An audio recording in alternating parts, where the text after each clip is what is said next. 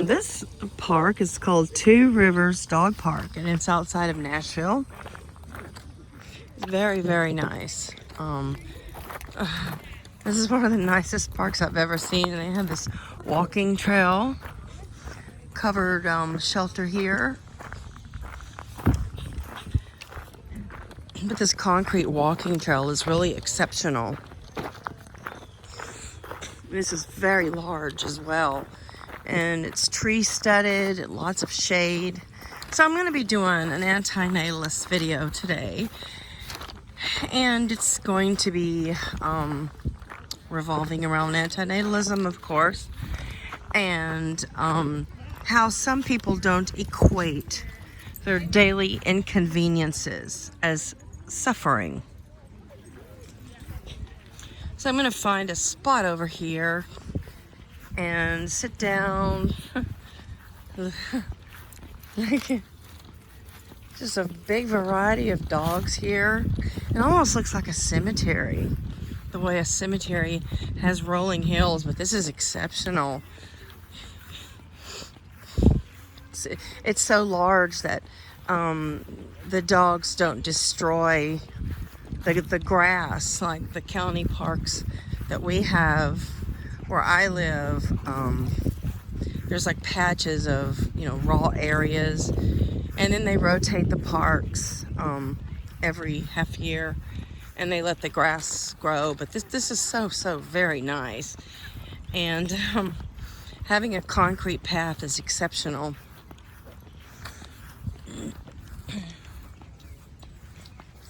Of course, it's a perfect fall day as well. There's no humidity and the sun is out.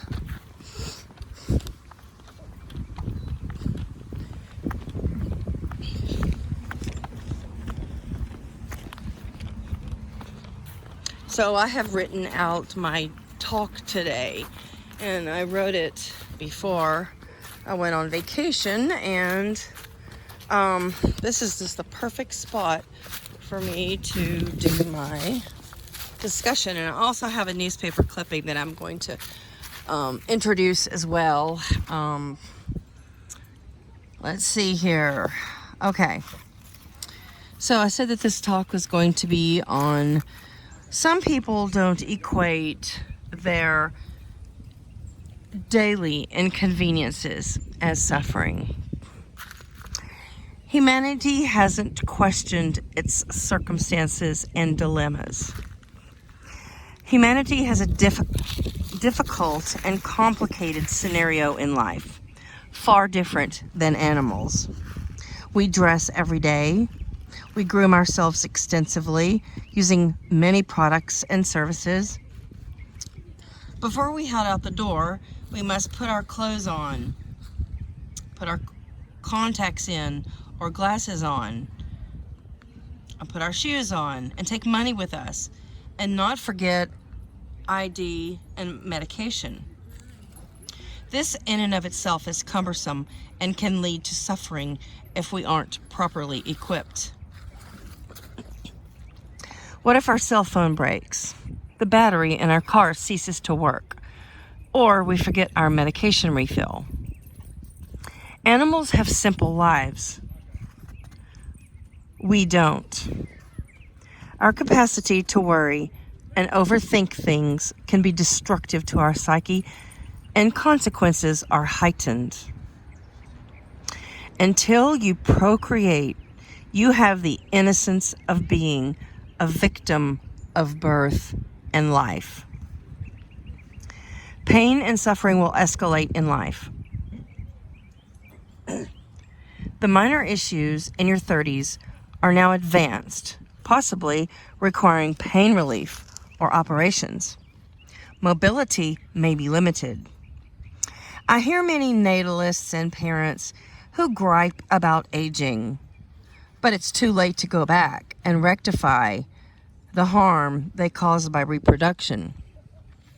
The fact that most people don't question their own existence, or the fact that they want to reproduce, is appalling to me. They don't consider long-term consequences or the plight of their offspring. With the family name being passed on, so are biological diseases, mental shortcomings, and undesirable traits, such as posture or gait issues. Hey there, sweetie. Hey. We put up with a lot of torture in our lives daily that is simply accepted as part of life. It's life in and of itself, which must be questioned, because there's no question that once we are born, we're going to succumb to its tortures. Natalists must be given permission to microanalyze their existence and dissect it, because awareness is paramount to understanding. I'm going to use my own struggle with allergies as an example. For decades, I've been an allergy sufferer. I'm no stranger to pills, nasal spray, and sore throats, and coughs. I've been accustomed to the pains and life-altering situations that congestion, a decrease in hearing, and feeling sick bring.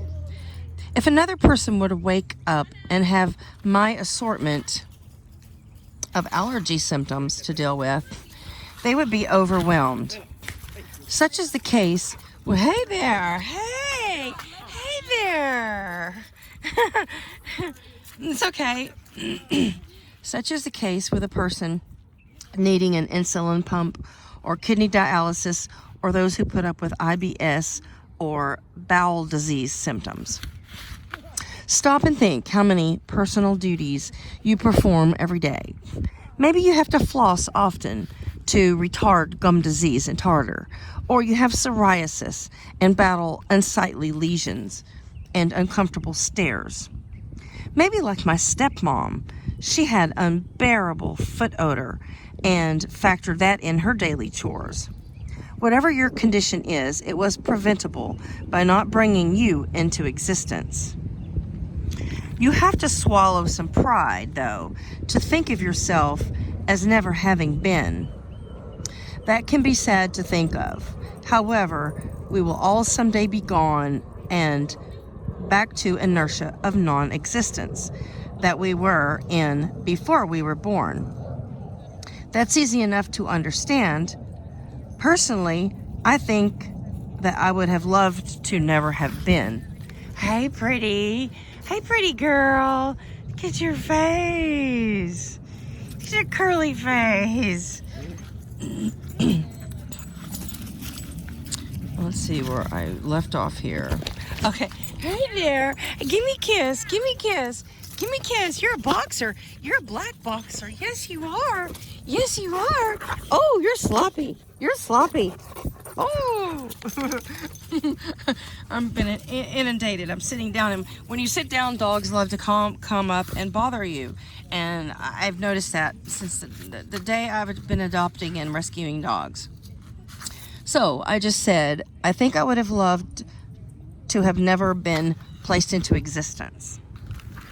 I would never be hurt or feel hunger or have a stuffed up nose and congestion and watery eyes. I would never choke on my food or get a virus. I would never decline nor fear death or want death. I don't want to live, but I don't want to die. I don't want my earthly soul to vanish. All I loved and was a part of will die along with me. If I had children, they would mourn my passing.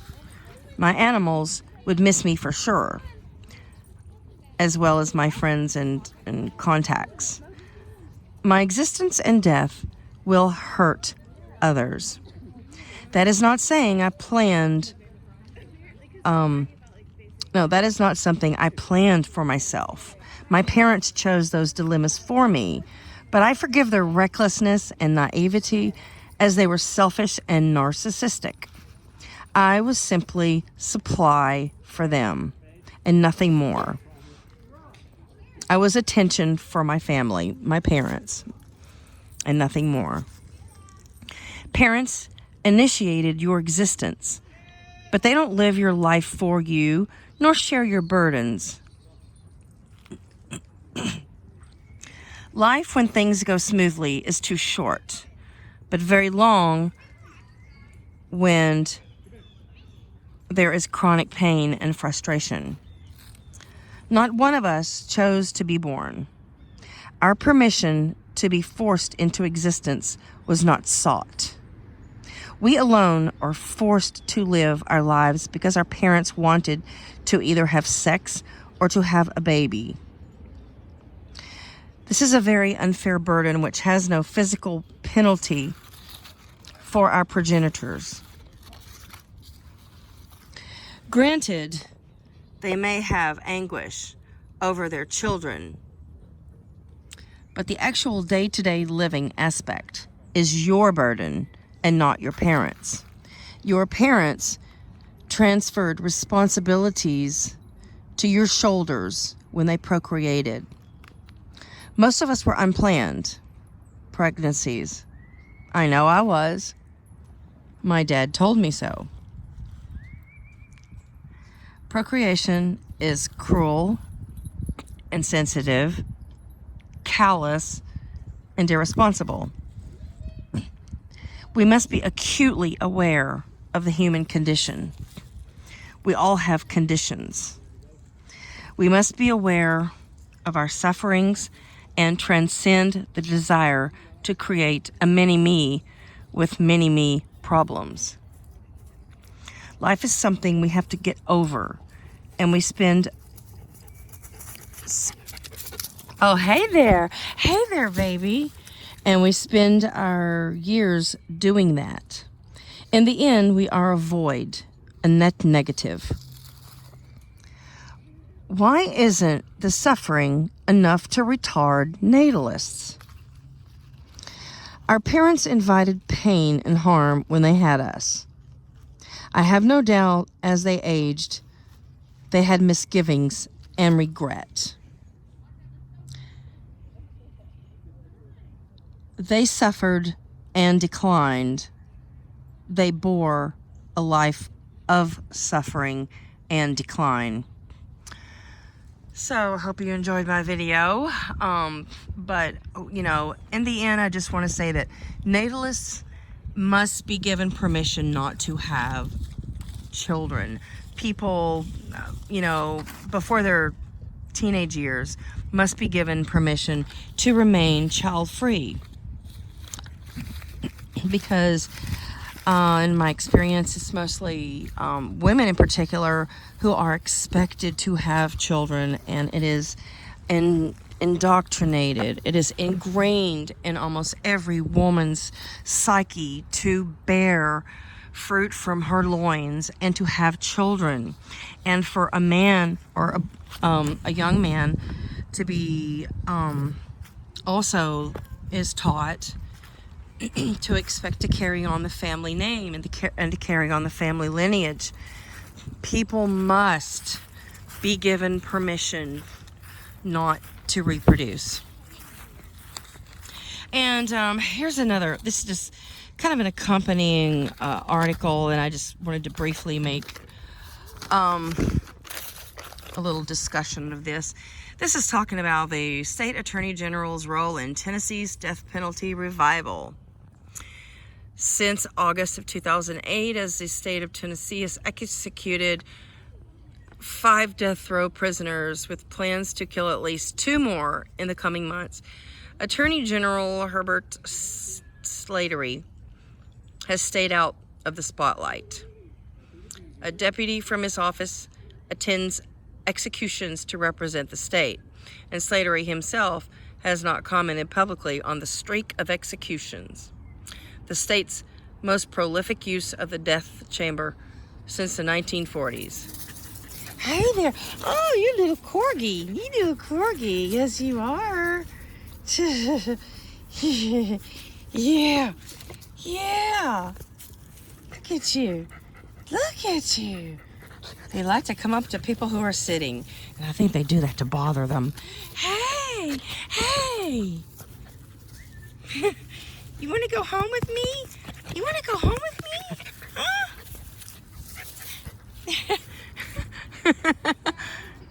No, it's okay. It's perfect. It's perfect. But anyway, let's see, back to my article. Hey there. Hey. As executions have approached in recent months, the governor's office has been the focus of attention while it deliberates over clemency petitions, blah, blah, blah.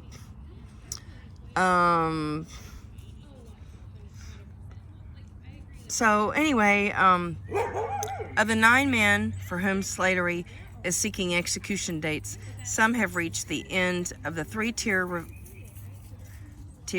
reveal process and have been denied by the U.S. Supreme Court. Others, however, exhausted their appeals years ago. But isn't the death penalty doesn't that erase all of your pain? Doesn't that erase all of your pain and suffering? If I was looking at life in prison, I think I would want to just expire, and I think that I would want the state to put me out of my misery. And a lot of men who have violent pasts and who are incarcerated because of their violence, they have extreme conditions. They had mental illness. They were just extremely damaged as youngsters, or just whether it's PTSD or some kind of trauma, or maybe sexual abuse in their past, or just forms of mental illness which are not treatable. So in that case, they are so much better off being executed. But anyway, yeah, I think the death penalty is a soft way to not be a part of suffering. And who wants to be a part of suffering? So that's pretty much the end of my video. I'm just going to taper off here and walk a couple of times around this park. This is called Two Rivers Dog Park. There's also a golf course nearby and lots of trails. Hey there. Hey. Oh, let me show you my purse here. There you go. And she's holding a chihuahua.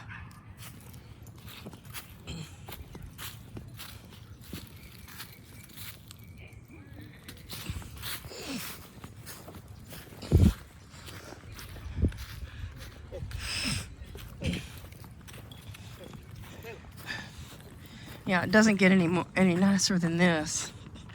I don't think I've been all over America and visiting dog parks, but I've never seen, really wide paved trail for walking. So I can get my daily exercise in if I walk a couple of times around here and go to a museum later on, the Country Music Hall of Fame. I'll check that out, and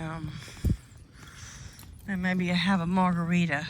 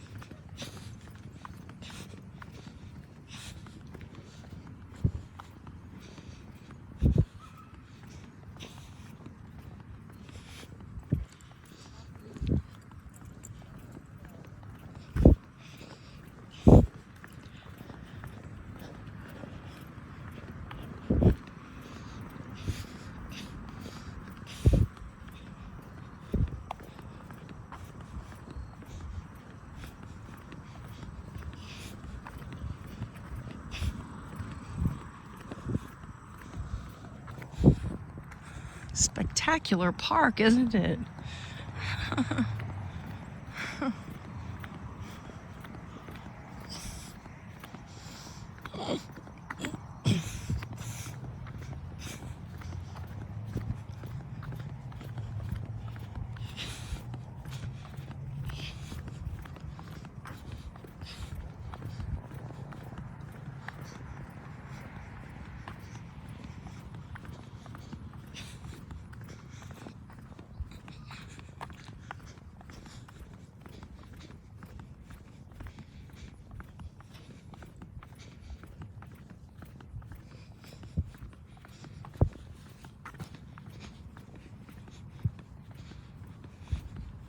This looks to be about a half of a mile circle here.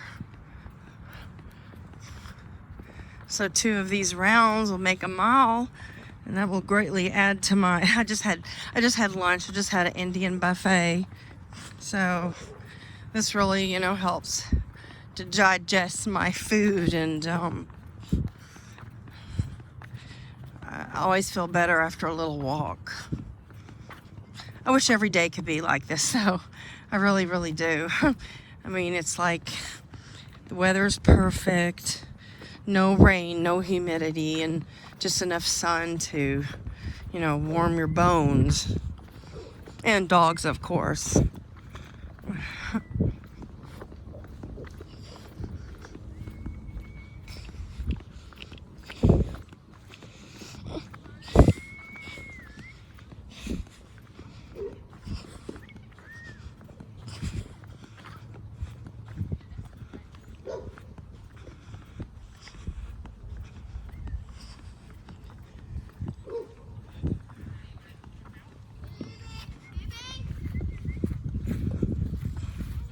I really like Great Danes. I think they're so pretty, but they're so quirky. They're silly. Oh, look at that pretty great. Oh, yeah. Yeah, you caught that ball.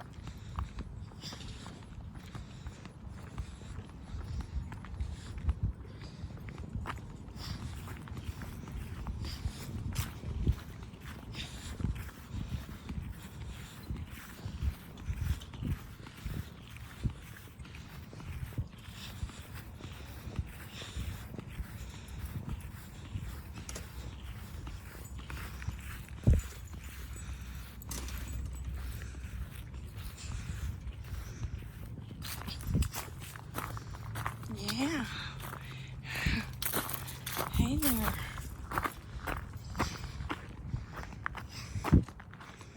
And it's got a double entrance gate or Sally gate. And these are probably all of the lost dog tags. Ellie, Ruby? Yeah, a whole cluster here.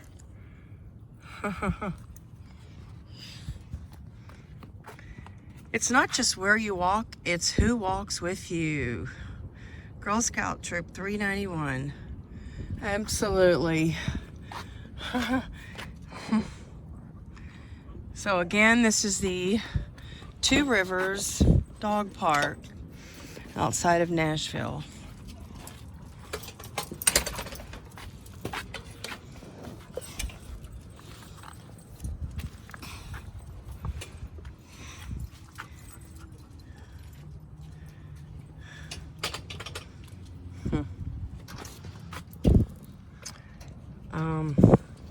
This right here, they exempt female dogs in heat. The problem is not female dogs in heat, it is male dogs.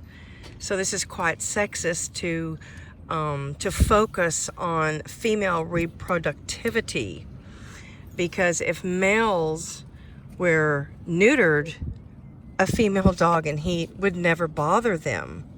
So this is like a part of our language that is very misogynistic, and it continues generation after generation, and even at a dog park. So that needs to be changed. It needs to be changed to either the following are prohibited: intact dogs, but certainly not to focus on one gender's natural biological reproductivity.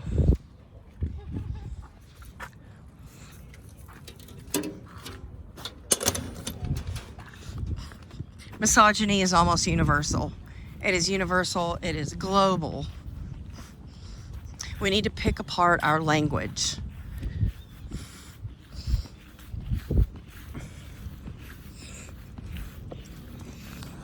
So thanks for watching this far. I'm gonna stroll around one more time at the park, but I'm not gonna bore my followers and subscribers. But if you have a comment, please jot it down, and please share my video.